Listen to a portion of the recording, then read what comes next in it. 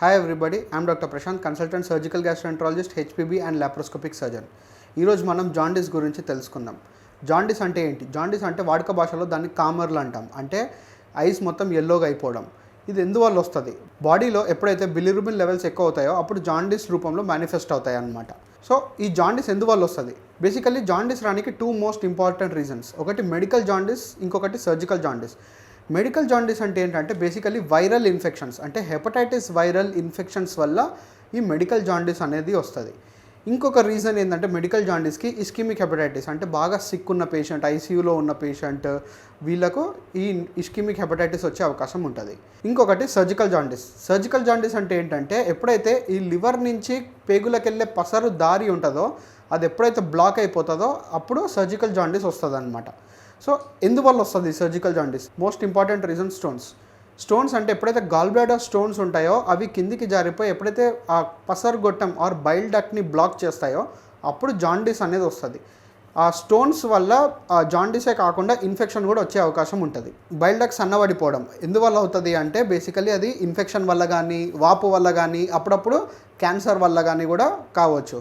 ఇంకొక most important reason surgical జాండీస్కి cancer అంటే అది గాల్ బ్లాడర్లో క్యాన్సర్ కానీ, బైల్ డక్ట్లో క్యాన్సర్ కానీ, ప్యాంక్రియాస్లో క్యాన్సర్ కానీ, లేదంటే చిన్న పేగు ఎక్కడైతే ఆ బైల్ డక్ట్ వచ్చి చిన్న పేగులో కలుస్తుందో అక్కడ క్యాన్సర్ రావడం వల్ల కానీ మనకు బాడీలో జాండీస్ అనేది వస్తుంది.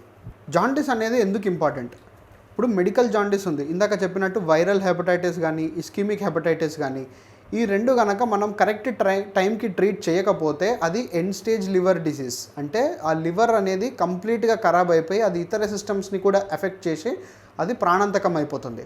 సో కంపల్సరీ ఈ మెడికల్ జాండీస్ అనేది ఇమ్మీడియట్గా హాస్పిటలైజేషన్ చేసి అవసరమైతే ఐసీయూలో అడ్మిట్ చేసి ట్రీట్ చేయాల్సి వస్తుంది. సర్జికల్ జాండీస్ ఎందుకు ఇంపార్టెంట్? ఇందాక చెప్పినట్టు సర్జికల్ జాండీస్కి మోస్ట్ ఇంపార్టెంట్ రీజన్ స్టోన్స్. ఈ స్టోన్స్ వల్ల వచ్చిన జాండీస్ని కనుక మనం నెగ్లెక్ట్ చేస్తే అది సివియర్ ఇన్ఫెక్షన్ అయిపోయి లైఫ్ థ్రెటనింగ్ అవుతుంది.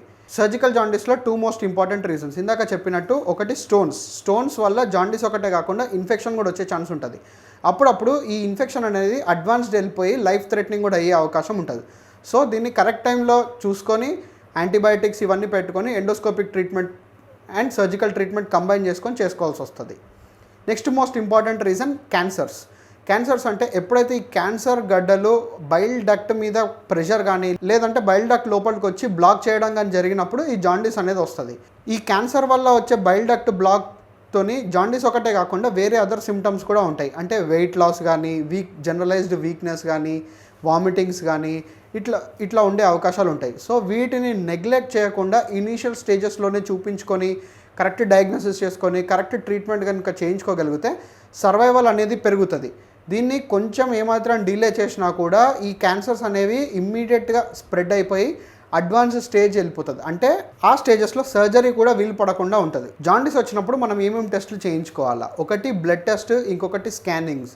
బ్లడ్ టెస్ట్లో కూడా మనకు అనేక రకమైన బ్లడ్ టెస్ట్ ఉంటాయి. ఒకటి అంటే నార్మల్ బ్లడ్ కౌంట్ నుంచి వైరల్ స్క్రీనింగ్, దాని తర్వాత ఎల్ఎఫ్టీ అంటే లివర్ ఫంక్షన్ టెస్ట్లో మనకు బిలిరుబిన్ ఎంత ఉంది, అంటే జాండీస్ పర్సంటేజ్ ఎంత ఉంది, ఇది కాకుండా మిగతా లివర్ కూడా ఎట్లా ఫంక్షన్ చేస్తుంది అనేది కూడా చూసుకోవాలి. Most important.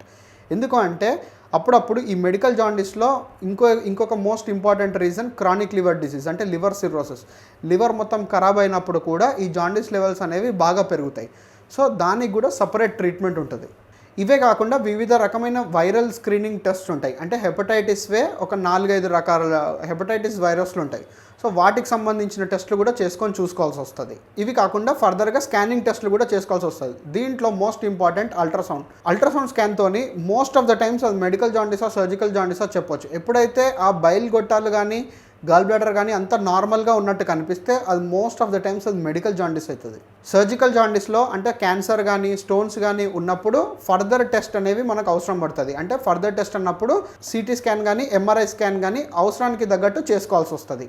సో ఇది in brief about jaundice. So ఎవరైనా సరే జాండీస్ కొంచెం ఉన్నా కూడా, లేదంటే అసోసియేటెడ్ సిమ్టమ్స్ అంటే వెయిట్ లాస్ కానీ, వామిటింగ్స్ కానీ, జనరలైజ్డ్ వీక్నెస్ కానీ ఇట్లా ఉండడం అన్నా కూడా, లేదంటే ఇంతకుముందు స్టోన్ డిసీజ్ ఉన్న వాళ్ళకి సడన్గా పెయిన్ రావడం కానీ, జాండీస్ రావడం కానీ, ఫీవర్ రావడం కానీ ఇట్లేమన్నా ఉన్నా కూడా ఇమ్మీడియట్గా కరెక్ట్ టెస్టులు చేయించుకొని కరెక్ట్ ట్రీట్మెంట్ చేయించుకోగలిగితే లైఫ్ థ్రెటనింగ్ కండిషన్స్ నుంచి మనం బయటపడవచ్చు.